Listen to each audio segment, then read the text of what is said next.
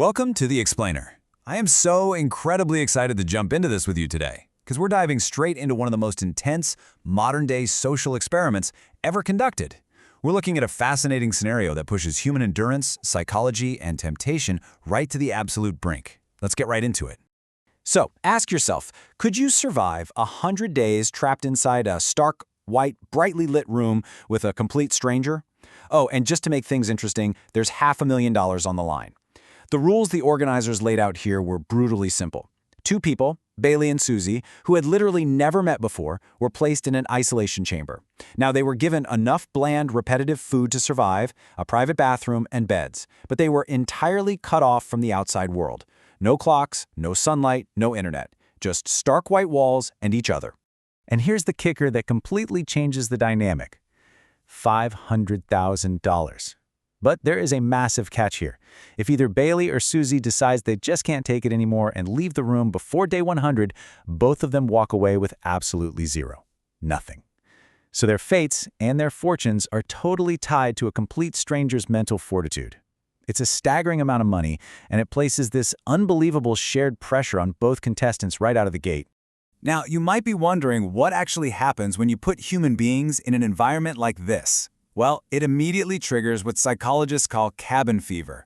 It's a very real, distressing psychological toll characterized by severe restlessness, extreme boredom, and major irritability. The environment itself was literally designed to slowly chip away at their sanity, kind of like the boiling frog technique. The lights in this chamber were incredibly bright, physically stinging their eyes, and they had absolutely no idea what time of day it was. Actually, on night one, they only slept for 2 hours and mistakenly started their next day at 2:37 in the morning. The stark white walls and the total lack of stimulation just immediately started scrambling their internal clocks. It is fascinating to track just how rapidly their mental state descended. By day 4, the sheer lack of entertainment drove Bailey to tear up paper from their journals just to make a crude deck of playing cards. By day 7, logic had completely left the building. Bailey was literally throwing pieces of pork at the walls for entertainment. And by day 9, out of sheer mind-numbing boredom, they were actively peeling back the tape on the floor to expose the red disqualification line. The exact line that, if crossed, would instantly cost them $500,000. It's wild to realize how quickly human behavior degrades when totally starved of stimulation. Section 1. The Art of Temptation. Testing Willpower. So the organizers didn't just leave them to rot in there. They purposefully introduced high-priced comforts every 10 days to test their resolve. It wasn't just about enduring the room anymore. It was about whether they were willing to literally buy back their comfort using the very prize money they were suffering to win. For example, on day 20, the organizers offered them 2 incredibly comfortable smart beds and an iPad that finally gave them the ability to turn off those blinding overhead lights. The cost? $50,000 of their prize money. When you contrast the astronomical cost of simply turning off the lights against their total prize pool, it's just mind-blowing. In the heat of the moment, they actually said no. They chose to suffer in the bright light just to protect their money. But that psychological seed of temptation was definitely planted. Over time, you can really track the complete erosion of their iron willpower. They started out incredibly strong, right? They rejected a private chef for $50,000 on day 10. They rejected the beds and the light switch for $50,000 on day 20. But the psychological weight of that isolation is heavy. By day 30, they cracked. They spent $20,000 total on a coffee machine and some Harry Potter books. Then, by day 50, the emotional toll was just so great, they gladly threw down another $20,000 for a brief, 10-minute visit with their families through a glass wall. They were slowly bleeding their prize money just to maintain a tiny shred of normalcy. Section 2. The Turning Point. The Cost of Regret. Everything completely changed on day 60 when they cautiously rejected a mysterious giant box offered to them for $50,000. And a quote from Suzie really tells you everything you need to know about the aftermath. She said, "I actually won't be able to sleep. I'm actually feeling sick right now." Why? Because right after they declined, the organizers opened the box anyway. Inside was their $50,000 right back, meaning the box was essentially free, along with the keys to 2 brand new Teslas. They missed out on their absolute dream cars simply because they were being cautious.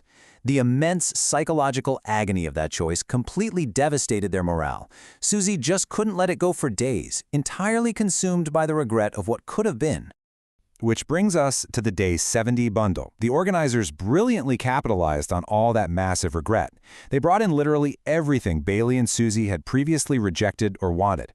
Two $30,000 beds, a private chef, spices, coffee, the entire Walmart movie collection in a brand new mystery box. They threw it all into the room and turned it into a blind auction. The rules were simple. Write down a bid. If it was higher than the organizer's secret minimum, they got the whole shebang. If they were even 1 penny short, they got nothing, and all those amazing items would be wheeled right back out. $100,101. Out of sheer desperation to buy back their sanity and ensure they never felt that bitter sting of regret like they did with the Teslas, they bid over $100 grand. They overpaid massively, by the way. The secret minimum was a mere $69, but you know what? They didn't even care. They were so desperate to turn their purgatory into a vacation that spending a huge chunk of their original prize pool felt like an absolute victory. Section 3. The breaking point. Interpersonal collapse? Now you would think having comfortable beds, hot food, movies, and coffee would make the final 30 days a breeze, right? Well, despite having all their physical needs met, the sheer volume of time trapped together completely shattered their relationship. Bailey's coping mechanism involved this boundless, chaotic energy. We're talking 3 a.m. raving in the room, constantly wanting to play Monopoly, and just non-stop talking. Suzie, on the other hand, needed quiet. She coped by reading in absolute silence, watching movies, and taking incredibly long showers, which, by the way, used up all the hot water, leaving Bailey to shower in the freezing cold for months. Simple habits like rolling dice or literally just existing in the same space became completely intolerable to each other. By day 90, they could barely stand to be in the same room. Section 4. The Final Dilemma. Day 100. We have finally reached the climax of the experiment, and it's framed around a classic game theory test. Both contestants were blindfolded, given noise-canceling headphones, and presented with 2 choices: split or steal. If they both choose to split, they walk away with the remaining shared cash. But if one chooses steal while the other splits, the stealer takes absolutely everything, and the other person gets nothing. However, if both let greed take over and press steal, they both walk away with 0. This setup perfectly captures the exact psychological pressure cooker Bailey and Suzie faced in their final moments. Let's walk through the steps of this brutal mind game. Step 1. Trust your partner. After 100 days of extreme tension, you've been incredibly annoyed by them. You've suffered with them. Do you actually trust them? Step 2. Overcome the massive temptation of stealing all $360,000 for yourself. Step 3. Lock in your final vote in total agonizing silence. Just imagine that silent countdown. A single betrayal right here means someone suffers 100 days of isolation, losing their mind, missing their family, all for absolutely nothing. Both contestants chose to split. Yes, it is such an incredibly triumphant ending. Despite the clashing personalities, the intense annoyance, and the sheer amount of money sitting right there on the table, their shared trauma and the deep connection of surviving this unique hell together actually prevailed over greed. They both locked in split and proudly secured their remaining cash, finishing the 100 days richer and, more importantly, free. So, think about everything we've just covered today. The loss of time, the fading sanity, the bitter regrets, and the intense, almost unbearable annoyance of your partner. I want to leave you with this provocative thought about human nature and your very own psychological limits. Could you stay true to a complete stranger after 100 days in the chamber? Would you choose to split, or would you steal? Thank you so much for joining me on this explainer. I really hope this helped you grasp the sheer weight of this experiment, and I will catch you next time.